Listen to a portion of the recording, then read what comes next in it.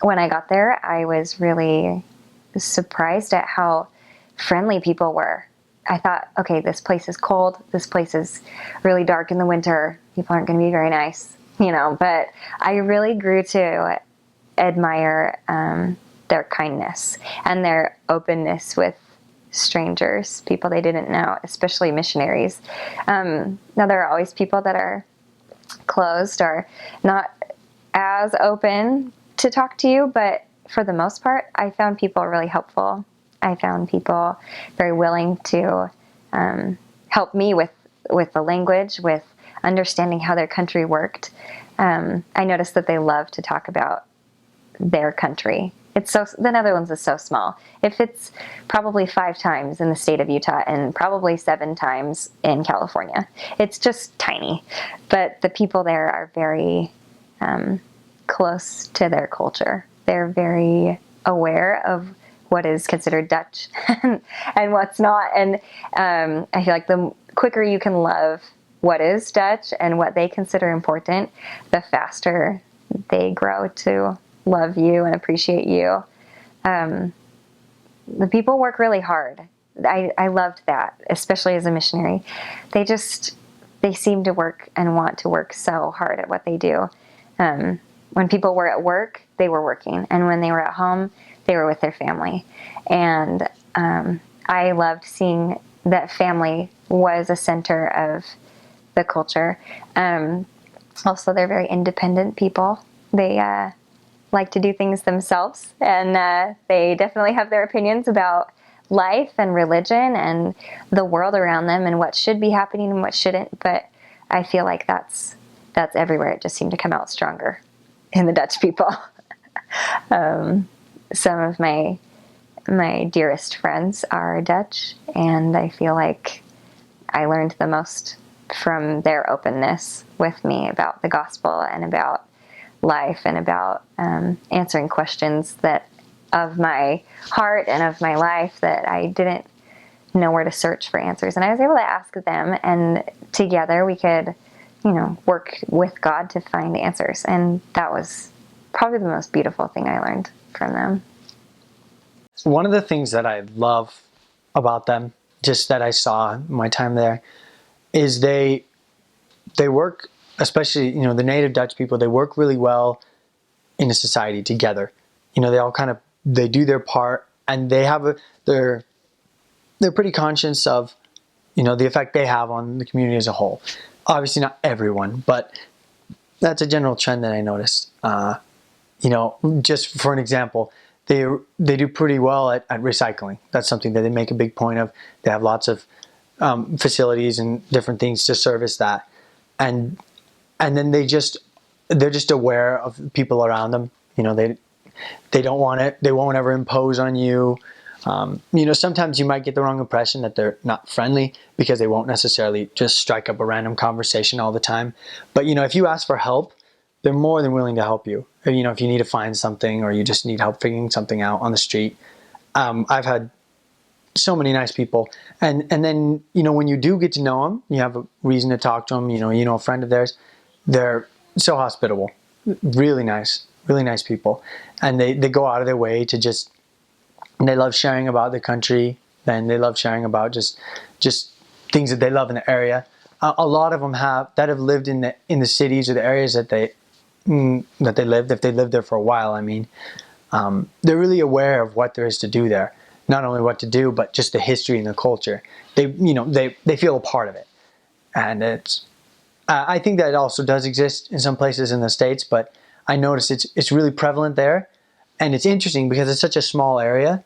But just every area that they live, they love and they take care of it, and for me that's something great to see. And they have art all over their cities, very interesting art. It's well groomed, well maintained, especially in the Netherlands, and it's just nice to see how much they care about it and will help you out as well.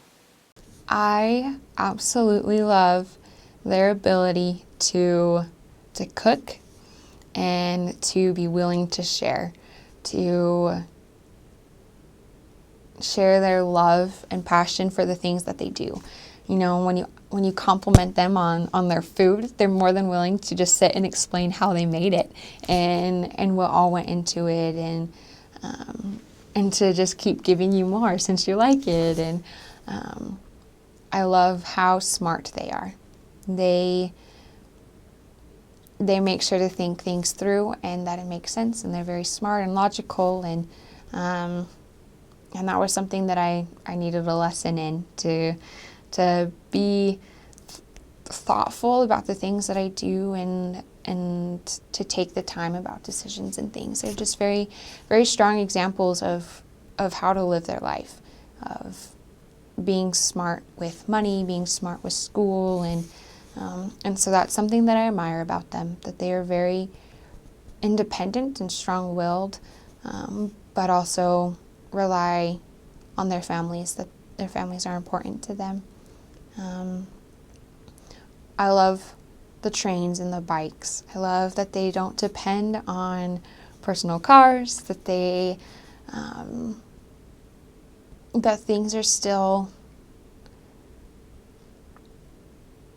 I don't know what the best way to put it is, but that you can just hop on a train to get to work, or you just get on your bike to go to the grocery store and you're carrying all of your grocery bags on the handlebars, and how minimal they are, I guess. You know, how humble they are and willing to work for the things that they have.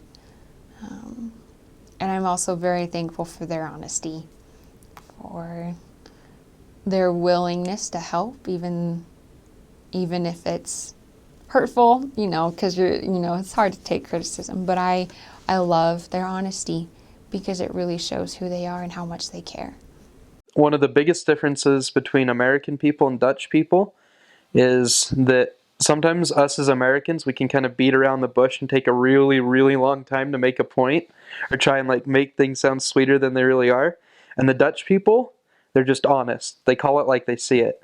And it's not necessarily they do it to offend people, but they do it just because they're like, hey, like this is something like you should know about this. Like, did you know you do this? And they don't beat around the bush. They'll tell you right how they feel, and which to me I think is awesome. I love that. But shoot, they're also very. I learned really quickly with people that you weren't gonna get very far as far as teaching and actual missionary work goes if you weren't their friend. If they didn't feel like you were someone they could trust, then your relationship would kind of just die out. But if you could kind of build up that friendship and be yourself and show them who it is you really are and show them your qualities, and that you're just there to try and help them and there to be one of their friends, that they responded really positively to that. That's some of the most lasting relationships of my life are from my mission, and it's because of that. You know, I have, two of my best friends I consider in this world. They just had another baby a couple weeks ago. I still have really good contact with on a weekly basis. And it's because of that. Remember to eat with a fork and a knife. Americans tend to only just like use the knife every once in a while and then scoop it up with the fork. But in Europe, they use both at the same time, and I'm still not very good at remembering which hand the fork's supposed to go in, which hand the knife's supposed to go in, but that's maybe one thing, like when you're eating with them, that's one thing that they think is really nice and classy, is if you can do that. One thing, just remember to expect the unexpected. Sometimes you'll see things or you'll hear things that'll just throw you off guard, but it's just because it's a different culture, it's a different people. And it doesn't make them wrong, and it doesn't make us right, and it doesn't make us wrong, it doesn't make them right, but it's just different people. It's important to remember that the way that they act, it's not going to be the same as we were, or the same. The way that they act is not going to be the same way that we learned growing up, and that it's just a different way of living, and that to be respectful of things they say, or if they ask you not to do something, just to remember that and not do it. Because they'll give you second chances. It's not like a one and done. But at the same sense, if they say like, I don't really like it when you chew with your mouth open, then listen to that and value it and do what it is they say, because that's one of those things that helps you build that friendship with them, is by validating them and listening to what it is they have to say. One kind of funny thing is that Dutch people are absolutely crazy about cards. birthday cards, Christmas cards, congratulation cards, any kind of card. Hallmark makes a killing in the Netherlands. They are crazy about them. My trainer and I, we were in Friesland for Christmas in a city called Heerenveen. We went to visit the family Stein.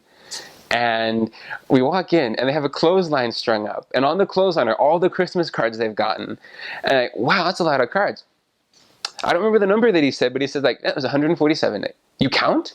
Oh, yeah. We know exactly how many there are. And they don't know why, but they really like cards. If you want to get on their good side, on a Dutch person's good side, give them a thank you note. Give them a card. If it's their birthday, get them a birthday card. If you do that, they will respond to that. They will love that. They will think you are amazing. And, it's I don't know, it's just one of those funny little things. And that's something that Missions has seen a lot of success with, is leaving notes or leaving cards for people. Members, people that they teach. But you get a great response. It's kind of one of those little, well, that's kind of a random thing. But I don't know, it's really cool to see. I really like it. And then I know that in the Netherlands, they have a really strong tradition of freedom, of independence. That's something that they really, really value. They fought a war to gain their independence, and a lot of the things they talked about in their own little declaration are very similar to American ones.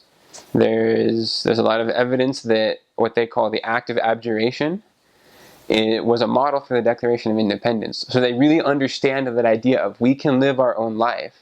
We are our own masters. They really respond to that. And so to them, they really resonate with the idea of you can do what you want. You have agency. They really get the idea of agency. They really get that. Just like that. I can do what I want. I am free. And that's one part of the gospel they really respond to, is that God lets you make your own decisions. They would all agree with you immediately on that. And that's one thing I've always really liked, is that they have that strong idea of personal freedom.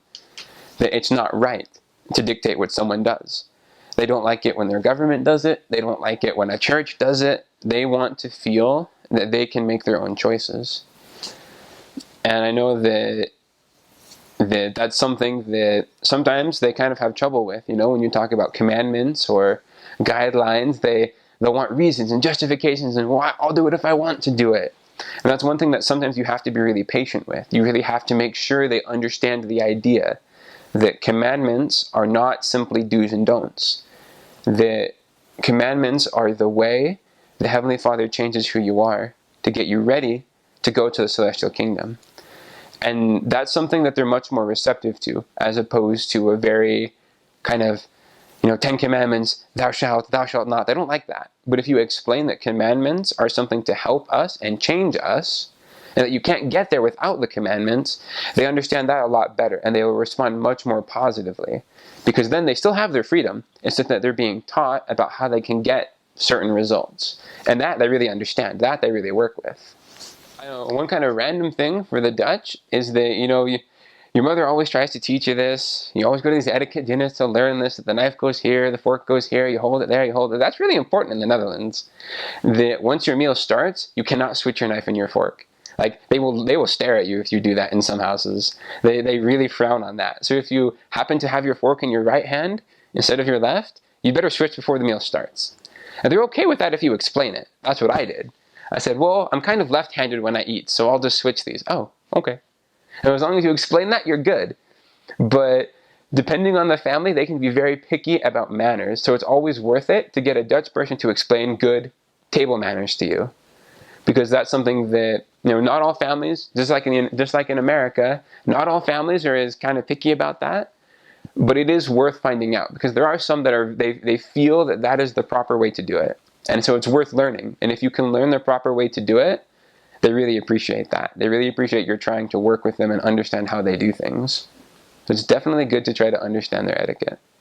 To them, I feel like family time is important. If people have families, they spend time on holidays with their families. Especially, I think of Sinterklaas. And Sinterklaas is their version, I guess, of Christmas. How we celebrate Christmas here with the presents and the tree and everything like that. They celebrate that on the 5th of December. So it's at the beginning of the month. And stories upon stories behind Sinterklaas, but the main idea is that Sinterklaas comes in. He is a tall, slender man who wears a really tall hat, and he rides in on a white horse named Amerigo, and he has all these helpers. They call him Zwarte Pieten. But at that time, when Sinterklaas starts happening and the buildup happens, like the excitement of all the children and everything happens November to early December, that's a time that can be difficult to teach families because they have out-of-town family coming, or they are going out of town. All sorts of things could come in the way, but I feel like that's also the best time to catch families at home and to be able to teach them about the gospel. But the traditions there are very strong, and people just love that time of year, and it's really important to them. So also vacations. It might not be a cultural thing, but the Dutch have vacation time, and they'll go on vacations for 2 or 3 weeks at a time and just spend time with their family. And I really love that about them, just the focus they have on spending time together or staying connected. It's always pretty important to them. Whether or not visits happen or not, they try to stay in contact with them as best they can. So I don't know how to phrase this. A lot of missionaries come out either seeming to expect the culture over there to be the same as American culture, or terrified of Dutch culture, and those are the extremes. And it doesn't have to be either way. Dutch culture is different. It is very different from American culture, but they appreciate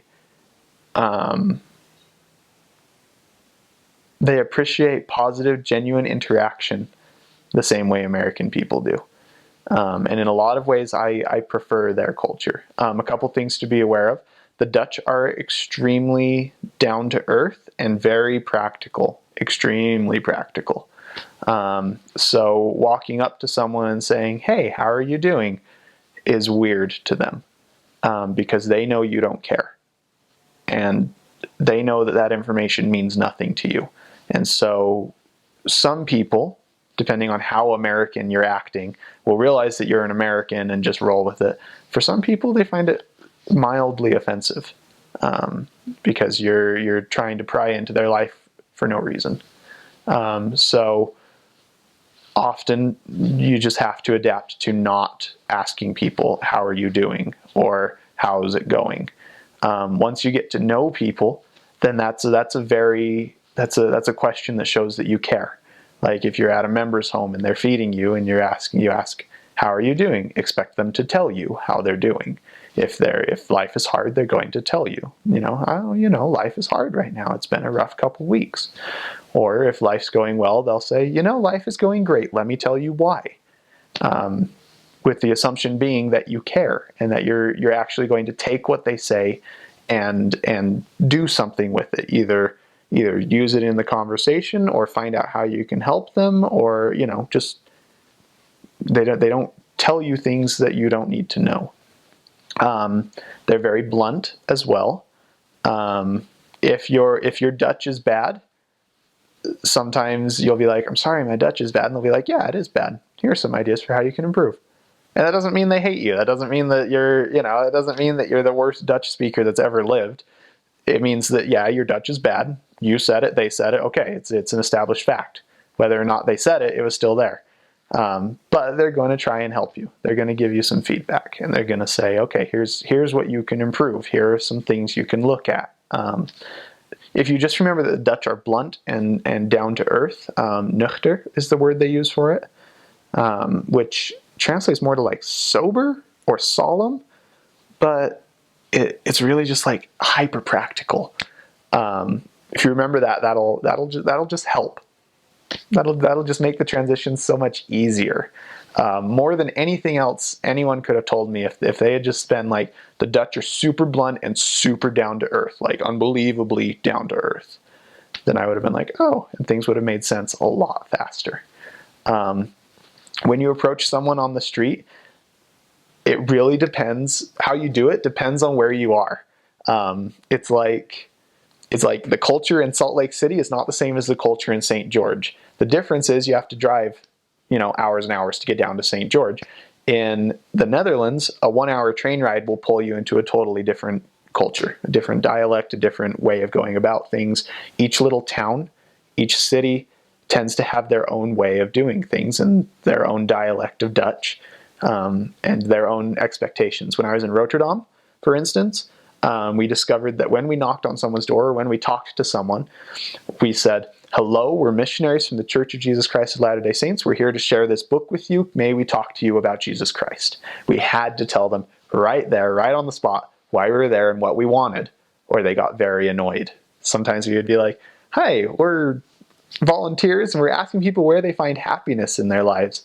And the Rotterdammers would be like, "In my family, but what do you want? Why are you here? Why are you, what are you doing? Why are you wasting my time?" But when I got transferred to Groningen, which is far north, which is a student city, that approach did not work at all. At all. They'd be like, "Hi, I'm a missionary, blah, blah, blah, blah, blah. I want to talk to you about Jesus Christ." And be like, "Nope, have a great day." And then and that was that. But if I went up to someone and I said, "Hey, I'm a missionary, I'm asking people questions. What brings you happiness in life? Or what do you think is most important in life?" Something to kind of get the conversation rolling. The people in Groningen would respond. They'd be willing, most of the time, they'd be willing to talk to me. But the people in Rotterdam would not. So it's important to understand that everywhere is different. Either of those approaches would be really blunt in America. "Hi, I'm a missionary. What makes you happy?" Like, oh, sorry, excuse me. But in the Netherlands, that's what you do. And it's good. It's cool. Because if you're talking to someone, you have a reason, and they want to know what that reason is. And they're not going to waste your time. You may not have as many teaching opportunities or as many baptisms as, say, a South American missionary. But when you teach someone, when you get the opportunity to teach someone, they have a reason that they invited you in. Whether that be because they felt the Spirit, because they're interested, because they want to prove you wrong, because they're just being nice. There's always a reason. And they'll tell you that reason if you ask. And whatever it is, they're not wasting your time. So it's game time when you're out there. It's, take your best shot every time, because they're not giving you freebies. And they'll just shut you down if they're not interested. You can be like, "Hey, do you believe in God?" And they'll be like, "Yeah." "Do you believe God has a true church?" "Yeah." "Do you believe it's on the earth?" "No." "Well, we believe it's restored." "That's awesome. Do you want to hear about it?" "No." Okay. That's a real interaction. That's an interaction you'll have where people will be like, "I agree with you. I think what you're doing is amazing." "Well, do you want to learn about it?" "No, not really, but keep it up. Good job. Keep doing what you're doing." And they mean it. They're not particularly interested in what you're doing. And that's okay. The Dutch, particularly Utahns, we think that religion, and I think this is how it's supposed to be. This isn't a bad thing. Religion is a core part of who we are. If you stripped our identity down to like 3 or 4 things, Mormon would be one of those. My religion is part of what I am and who I am. In the Netherlands, specifically, people who are not highly religious or incredibly involved in their church, it's not one of those 3 or 4 key things. It's not one of those key defining things that makes up who they are. And so when they turn you away, or when they tell you that they're not interested, or when they tell you, "I don't appreciate you knocking on my door. Please go away." Or when they say, "If I were interested in your book, I'd look it up myself." They're not trying to say that you're a bad person. They're not trying to hurt you. They're just being direct, and religion isn't part of their world the way it's a part of yours. And that's okay. They're still good people. They're still sons and daughters of God. They still do good in the world, and they still are good. And the better that you can accept that and move on, the happier you'll be. because it's a country full of good people. They just might not conform to the same ideas that we have about how things should work. A lot of people see religion as a very private thing over there. They think that a relationship with God is a very private affair between them and God as they understand him. And even though they might be very religious, they're not necessarily willing to share that with you. That's okay. Miracles do happen. If you let people feel the Holy Ghost, they are willing to listen to your message.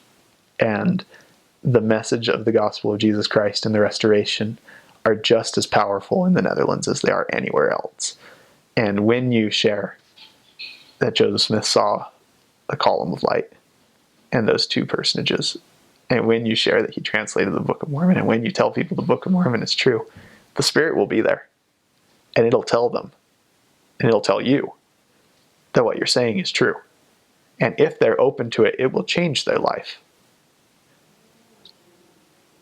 And that's important to remember, that the people over there are looking, and you will find the people that are open. But don't become discouraged because you have to go through 200, 300 people who aren't, and who will tell you just how not interested they are, to find the one or two that are willing to listen, to find the one that might be willing to change everything and get baptized. And I guess that's the thing that strikes me the most, is that when Dutch people begin to recognize that something is true, and when they get that testimony, that changes everything for them. Some people can get that testimony and not do anything with it. Some people will be like, yes, I know it's true. Will you be baptized? No, I don't think I need to. Once the Dutch know it's true, they go. I've heard so many stories where a Dutch person will get talked to by missionaries 4, 5, 6, 7 times. Finally, the missionaries give them a Book of Mormon. 2 years down the road, the Dutch person is like, oh yeah, I got that book, forever ago from those 2 freaky people on my door. I guess I'll look at it. Opens it up, starts to read, fills the Spirit, finishes the book. Missionaries get a phone call. Hi, I'm so-and-so. I've just read your book. I know it's true and I want to be baptized. Now, that doesn't happen every day. That never happened to me. Never happened to the majority of people on my mission. But a lot of the members that you'll talk to did exactly that.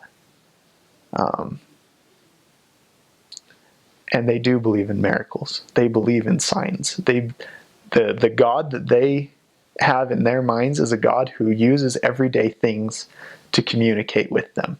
And that's so cool. There's one man, I love this man. I'm not going to say his name because you'll probably run into him. It's a small country. He was hardcore Muslim. And then the missionaries knocked on his door. He opened the door. The missionaries said, hi, we're sharing a book, started doing their spiel. And his thought was, I'm 30-something years old. What can these 19-year-old pipsqueaks have to share with me? What can they tell me that I don't already know? And I don't even remember exactly what the missionaries said, but finally one of them just looked at him, reached in his backpack, pulled out a Book of Mormon, and shoved it into his hands. And he was so caught off guard that he took the book, and they said, we'll come back in 6 weeks and see what you think of it. And he was so caught off guard, he said, okay. And they left. And he opened the book, and a little piece of paper, just a little scrap of paper with a list of questions and answers from the Book of Mormon. What does God think of this? Answer this chapter, this verse, this. Fell out of the book. And because he used exactly the same system when he was studying something, he took that as a sign that he needed to read this book. And he did. And he read the Book of Mormon. And when they came back in 6 weeks, they said, well, what do you think? And he said, well, it's true. And they said, well, we've got some things to tell you about it. And he said, okay, come in. And he's an active member to this day. But the God that they worship is a God of daily miracles, of little miracles, of I don't even know how to describe it. He's He's a very personal God to them. And that's beautiful. And I don't know. I wish I had that more in my life, to be honest. So the people over there need the message. Just don't write them off because they don't think they do. Don't try to logic your way into their head either. One time me and my companion were knocking doors, and we went along one side of a street, and our goal was to find that question that would get these logical, sober Dutch people to open up and realize we had something important, kind of something to break the nut, and so that the light could shine through. And it was miserable. It was awful. It was one of the worst streets I've ever knocked. It was terrible. It was flat out terrible. So we went up the other side of the street, and at this point the Spirit had been working on us. And we remembered something that one of our leaders had said about loving people, just showing love for people, whether or not they were interested in our message. And so we decided to try that instead, because the other idea wasn't working at all. And as soon as we started looking for ways to love the people we were talking to, even while they were telling us how wrong we were, oh man, it was so much better. The one side of the street was the worst street I've ever knocked. The other side was the best side I've ever knocked. Did we get anything out of it? No. No. We didn't get a single appointment out of that. But the Spirit was there. And it was great. And it was wonderful. And I still remember one of those people we talked to. I don't remember what he said.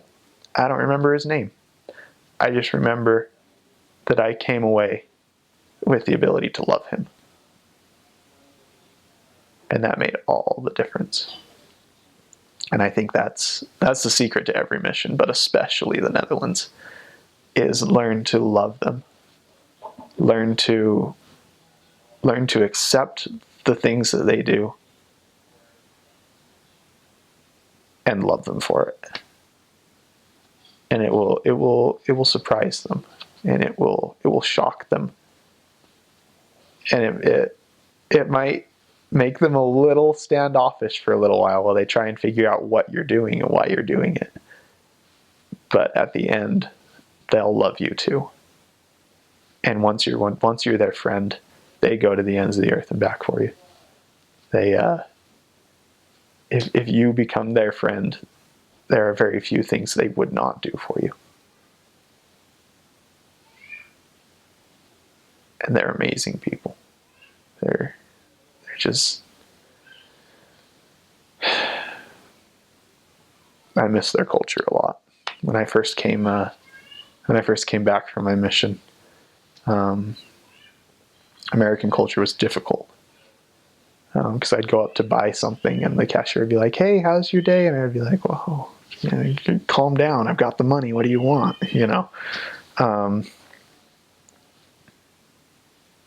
But that's because I know that when my Dutch friends say, "Hey, how's your day?" what they're really asking is how are you? What can I do for you? Are you okay? If your life's going well, I want to hear about it. And that's so cool. It's amazing. They are amazing people, and I love them.